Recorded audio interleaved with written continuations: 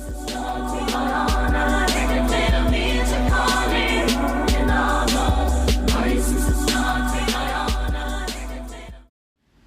everybody, it's Mama Minga, and I just wanted to do something different called Minga After Dark, where I just kind of come on and kind of do like a rant, nothing in particular, particularly during the time of my nighttime meditations. I like to meditate at night, and sometimes I feel like I get clearer thoughts or insight, whether it be coming from a source or not, I'm not sure. I am hopefully going to be a channeler someday. I know that's weird to hear, but I'm one of those people that really think channeling is one of the coolest things. I think that back in the day that people channeled all the time. I really think that a lot of accounts in the Bible started or was from people channeling. And these stories came about because a lot of people were channeling and getting messages from entities or deities or whatever you want to call it. And I think a lot of stuff in the Bible stems just from lack of terms that they had to use to express themselves back then. If you take a look at the Bible, I believe there's much proof of UFOs and extraterrestrial life. I particularly do not hang on to every word of the Bible. I'm not a Christian per se. I do believe in God. I do believe there's a higher entity that created the world, that created everything. I don't believe it's one particular person sitting on a throne above us, judging us, that we are supposed to be praying to every night, and but that's a different story. I just really feel like it's more to it than that, and I feel like the Bible does have a lot of true stuff in it. I personally just can't make it my good book, knowing how many hands it has passed through generations and generations, and over time. You can take something innocent and put it in the hands of the wrong people, and it can do damage. And I really believe that at one time, the Bible was pure. It did have, wholesome information about things and accounts that people had back in the day.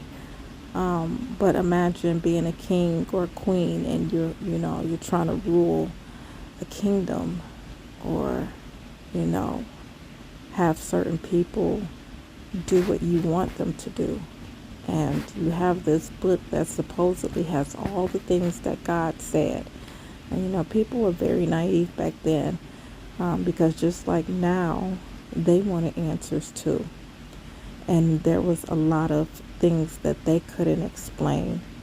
And they really just had to believe that whatever they did was needed to be pleasing to the gods, because they didn't understand weather. They didn't understand a lot of concepts that we've developed over the years, and realized, a thunderstorm is indeed just a thunderstorm, clouds crashing, rain, it's science. Back then, a thunderstorm meant the gods was pissed off and you needed to sacrifice a child or two. So, we've come a long way, and you have to think about the Bible. Did it come a long way with it, with us? No, that stuff that was written in the Bible, those accounts, I believe, was for a specific time to help propel those people to where we are now. So yeah, that's how I feel about that. I guess that's how I start off my rant. I'm at 4:17 minutes in, and but that's just something I believe wholeheartedly in. It's hard being someone like me who, and I say this because I know a lot of you will be able to relate, but we have family members who are still very much constricted to religion, religious lifestyles. believing in one way, judging, and just not having the bigger picture, not even considering that, some of the stuff in the Bible could just be made up, or some of the stuff in the Bible could be just miscounts of misused words to explain things. It's all interpretation. At the end of the day, we make whatever we need to be our truth, and that's what's important. I do believe religion in general, specifically for me, I guess I could say Christianity, is a good stepping stone. And I only say that because when I was heavy into church and things like that, I needed church. It grounded me. It was kind of like how I meditate now, and kind of go within now. If you don't know about that, you do go to outside sources so that you can get that feeling, so that you can get that release of energy that you need spiritually to feel like you belong, or get confirmation. Just find your way through life. If you're raised a certain way, you find yourself just staying in the pattern, or staying in the tradition, or staying in the religion, because it's throughout the family, or your grandma used to do it all the time, and you don't want to bring shame to the family and all that crap. I get it. But at some point, you have to think for yourself. You have to make decisions for yourself. And you have to do things that work for you, your mind, body, and spirit. And if it don't feel right, and it's not serving you a better purpose, then stop, stop putting yourself through the struggle. And, we all tend to do it. We just put ourselves through the struggle when you just sit down and think, like, why don't I just stop? If there's somebody in your life that you just cannot with anymore, why are you still dealing with them? And, I know that it can be hard to cut people off because, you're in a routine. This is the person you work out with every morning. This is the person, you do everything with, but you're starting to notice, or you've been noticing and just been putting up with toxic behavior because of the longevity of the relationship. But at the end of the day, that's still not enough of a good excuse, to keep putting your well-being in jeopardy, just for the sake of a friendship that's, just breaking you down. Anyways, so I think with humans, we just don't know how to say or let go tactfully or handle it. Imagine if everyone on this planet was mature, and you can say, you know what, Cherie, girl, when we first started hanging out, it was cool. I was in my party phase. I didn't have any kids. But lately, it's just starting to feel weird. I'm a mom now. I don't want to hang out as much. And you get mad when I say I don't want to hang out. You're not meeting me halfway. It's just like we're vibing different. We're in a different phase in our life. And I think we need to move on. And a mature adult on the other side receiving the information should be like, girl, you know what? I agree. I totally see it too. I respect that. Thank you for coming to me. Maybe in the future we can link up again when I'm more settled down. But yeah, you're right. I am still in my party phase, and I do not want to interfere with what you got going on. So you know what? Let's text from time to time. Let's keep up with each other. At least know how we're doing. Keep lifting each other up. And, I'll just tone it down a little with the going out with you and stuff. Simple as that. But we don't have the mind frames in this world to even feel comfortable approaching people like that. And it's we want people to grow up, but we all have to grow up for it to matter. And I only say that because you can be the adult in the situation. You can be the type of person that can have that conversation. But how much harder is it when the person on the other end ain't on your level? It's like it creates more internal conflict because you're thinking to yourself, I got my shit together, I know I can come to this conversation like an adult. Ain't nothing that person say gonna roll sweat off my back, whatever. But it just discourages you to be the adult when you know it's not going to be well received. And I think that's when we have to remember what we learned through spirituality and what we're learning about manifesting and going into situations, with the precognition, with the pre-state of mind. Abraham Hicks has a term for it, but I can't think of it right now.